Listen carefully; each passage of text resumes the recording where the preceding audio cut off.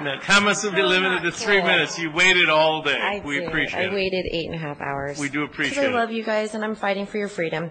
My name is Daphne Lee. I'm the Clark County chapter head of PANDA. I'm also the Nevada State Director. And I'm not just representing myself here. I'm representing hundreds of citizens, not just in Clark County, but all over Nevada. I'm representing dozens of local businesses, including 2 casinos. We have endorsements from businesses. We have endorsements from casinos. People are worried about this, and I listened to Chris G. say today, justice delayed is justice denied, and those were beautiful words. And I saw today in my hours sitting here, you guys stand up for medicinal marijuana, which is still federally illegal, and you guys are taking the stand. And so I'm left here confused why we are not bringing my resolution to the agenda when it's already been passed by the City Council, 5-2, and what we are only doing is reaffirming the rights of due process for the citizens of this county and asking our police department to not assist in a federal agent coming in and taking someone without rights to due process. I don't understand why I'm being ignored on this. It's serious. But I mean, really, you know, I'm here fighting for you guys too, and my children and our future.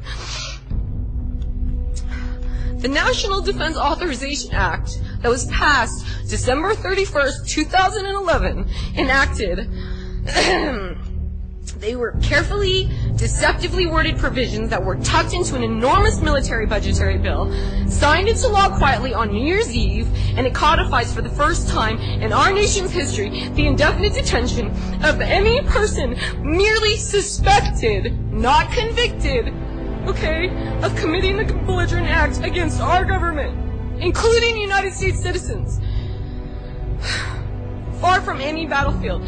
Senator Graham said on the floor when he was arguing for these provisions that he now believes the United States is now part of the battlefield and the laws of war should apply here in our country because we are fighting an endless, nameless war on terror.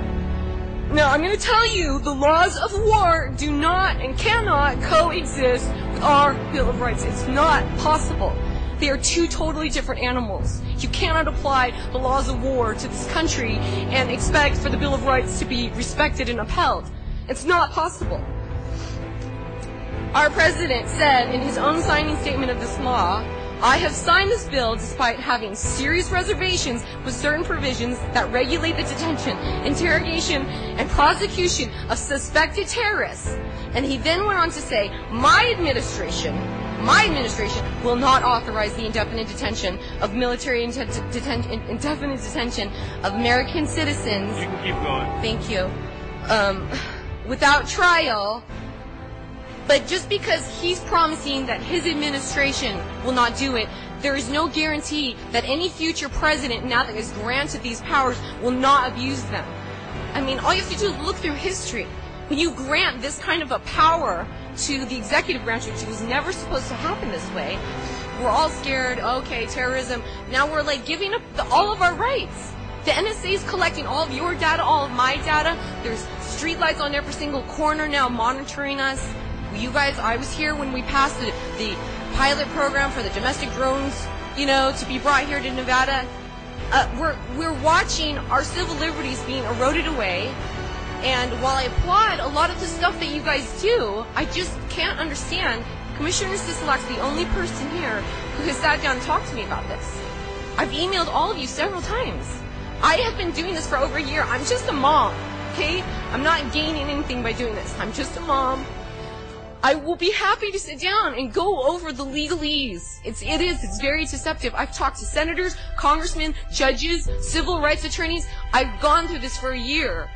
I will sit down and talk to you guys about any concerns you have with this. To be honest with you, my own organization doesn't even think this resolution is strong enough. Because all it is voicing dissent. It doesn't really do anything. It's non-compliance and it's voicing dissent. But it's a start, because if the congressmen and the senators in this state are going to vote for something like this, we have a duty to voice dissent that we do not agree. It's unconstitutional. Each of you took an oath of office. That's the first thing you do. And while all the stuff that you guys do every day, it is important. But our first duty is to protect the citizens' rights of this county. You guys, you represent me. So please,